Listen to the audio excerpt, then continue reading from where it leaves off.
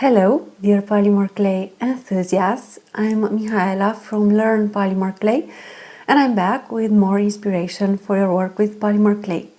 In today's tutorial, I'm going to work mainly with a tool that I think I should use often in my work, and I also encourage you to use it often in your work as well. I'm talking about the Etch in Pearl tool. And you can make amazing designs using this tool. In this tutorial I'm going to use eyeshadows that have a matte effect. You can achieve a similar effect using chalk pastels, pan pastels, soft pastels. You can go for shinier look and use mica powders to color the white clay, or you can go for bright and vivid colors and use alcohol inks on top of the foil decorated dots applied with the Etch in Pearl tool. I'm working again with scrap clay that I have previously conditioned and passed through a medium setting of my pastel machine. Then I'm going to use the trial piece that I made to see how this idea would look in polymer clay, not only in my mind. So I've used this trial piece to make a chameleon outline. You can download a photo of a chameleon and then use your scissors to cut out the chameleon and use this outline to draw an outline on top of the polymer clay. Then I've made sure that I had a second piece of scrap clay conditioned and passed through a medium setting, and this piece is going to be the back of the chameleon brooch. And then I am going to use white polymer clay, properly conditioned and passed through a medium setting as well. You can use a lower setting, even a lower setting, lower than medium. And then I'm just using matte eyeshadows to color the polymer clay. I'm putting shades of pink, violet and green, one next to the other.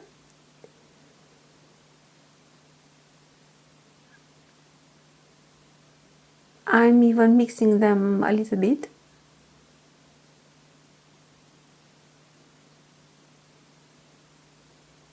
Then I used gold foil to decorate a little bit of the scrap clay from the first block of polymer clay.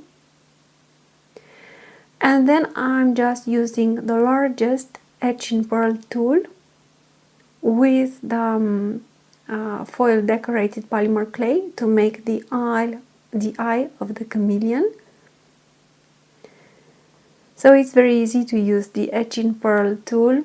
You just press it into the polymer clay and then you'll just have to make a rotary motion to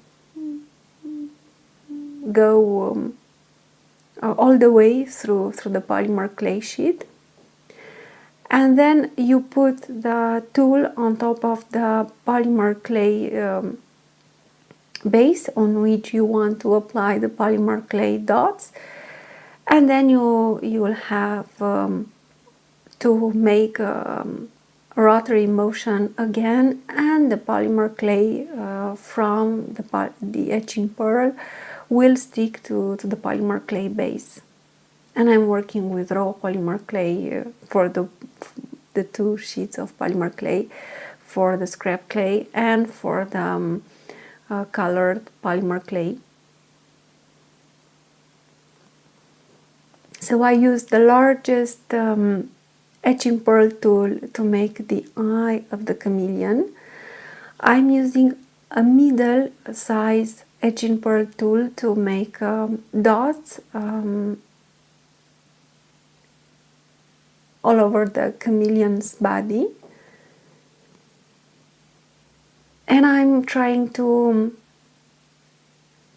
use the edging pearl tool in between colors, because I would prefer to have these larger dots in several colors. The best look that you'll get is when you'll have several colors on those dots.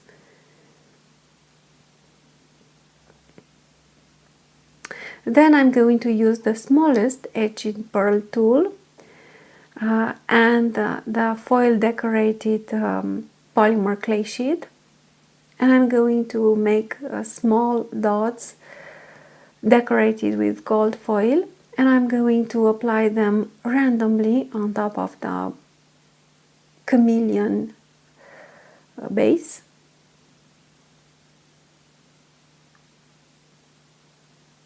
I've used the medium size etching pearl tool for some dots, so I'm trying to make an interesting design. I'm just playing with the colors, I'm playing with the sizes, I'm playing with the gold foil effect.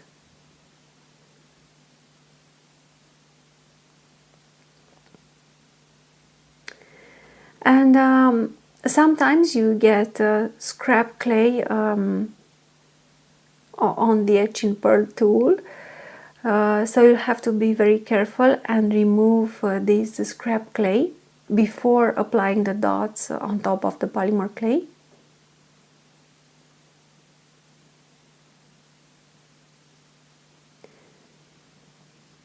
And this is let's say time-consuming project, but it is so relaxing to just play with these small or I don't know, larger dots, to play with these pastel colors and with the foil. And of course you can turn this idea into any design. For me, I thought that the chameleon idea would go very well with these colored dots.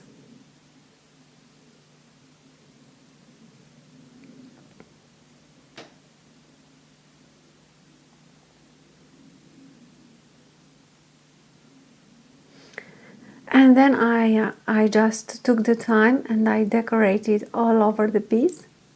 I tried to use more green dots to have a dominant color in the green shades.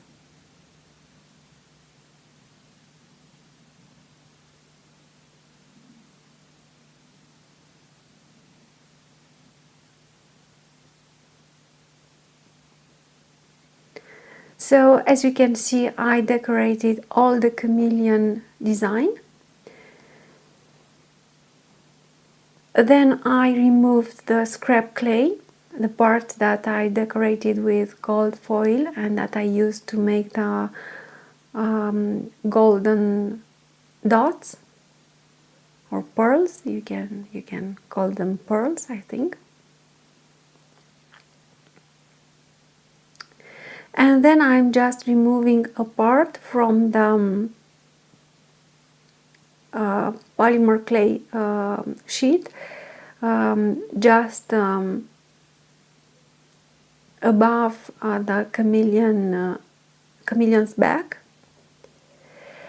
Then I prepared the second sheet of polymer clay that I said I would use for the back of the piece. So I used the Makings texture clay to texture the back.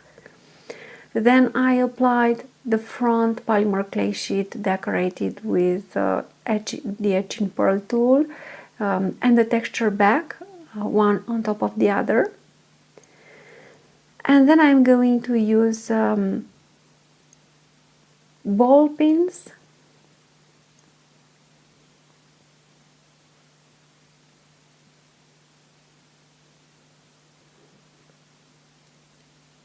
And I'm going to use the round nose pliers to make a little loop so that I will be able to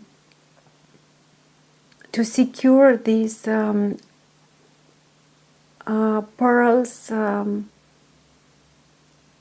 inserted into findings and secure them into the piece. So again, I'm just inserting the pearl onto the ball eye pin. Then I've made a simple small loop, and for the moment I'm just checking them against the design. I'm not pressing them into the polymer clay base yet.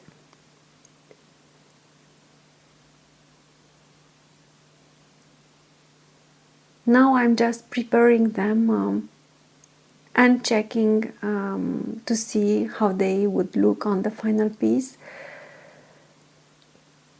For the trial piece I've used 4 pearls. For this piece I think I'm going to use 5 pearls.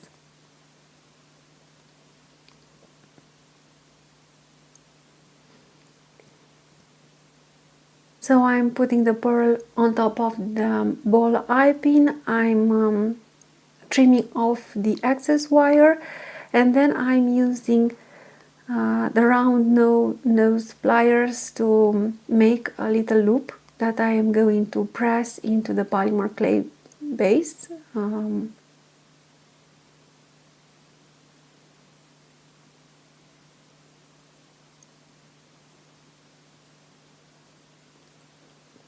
And as you can see, I'm just sandwiching these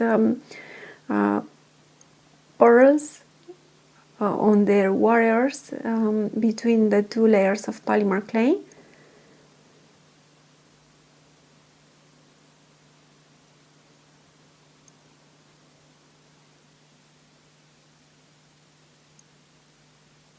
And I thought that these pearls would look very nice with the pastel colors of the piece, and I thought they would enhance the beauty of the piece, at least I hoped so.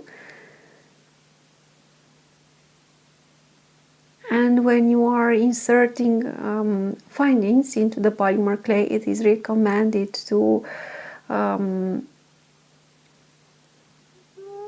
curl, or I don't know, to make a loop at the end of the wire, not to let it straight, because this is more secure. You are really sure that the findings will stay inside your piece. And I'm using as well Fimo liquid to make sure that this piece is will stay into this piece. And then I'm going to use the rigid blade and of course the flexible blade to cut all around the design. It is very easy to see the lines that I've drawn initially.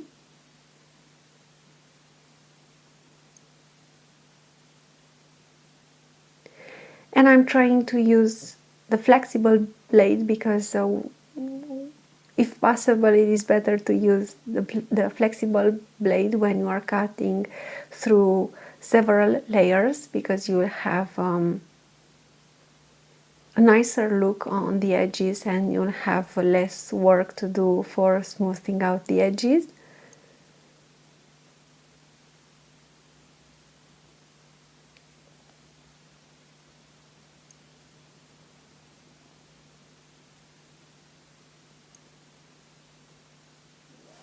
Of course, in some areas you'll have to use your craft knife. Sorry.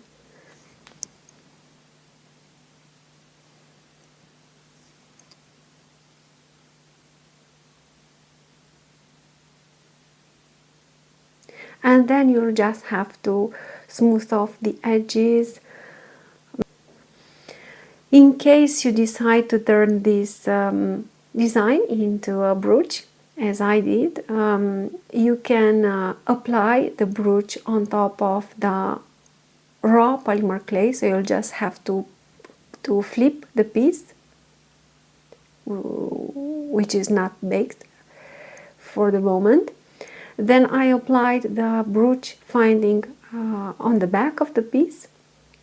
Then I used the same texture plate to texture the round cutout shapes that I cut using a camper cutter. And then I pressed these pieces into the polymer clay base, and I used a dotting tool to make a beautiful design, but in the same time I am making sure that these pieces are connected to the base. And I've used camper cutter to cut out part of one of the round pieces, because they would not fit otherwise on top of the brooch component. So you'll have to, as I said, bake your piece for 45 minutes at the temperature recommended by the polymer clay manufacturer, and then you'll have to decide what kind of finish you would like for the piece. You can use the varnish in 2 layers, in 2 coats. You can use resin or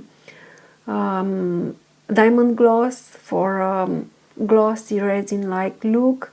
You can use a thin layer of Fimo liquid or liquid polymer clay and cure this layer using the heat gun. So you have several possibilities to finish your piece, but don't forget to seal it to make sure that the colors and the foil are well protected. Thank you for watching the tutorial. I hope that you liked the tutorial. I hope that you found it interesting, and I hope that you are inspired to use up your scrap clay. Please press the like button if you liked the tutorial. Please share your impressions with me, and stay tuned for more polymer clay tutorials. Thank you.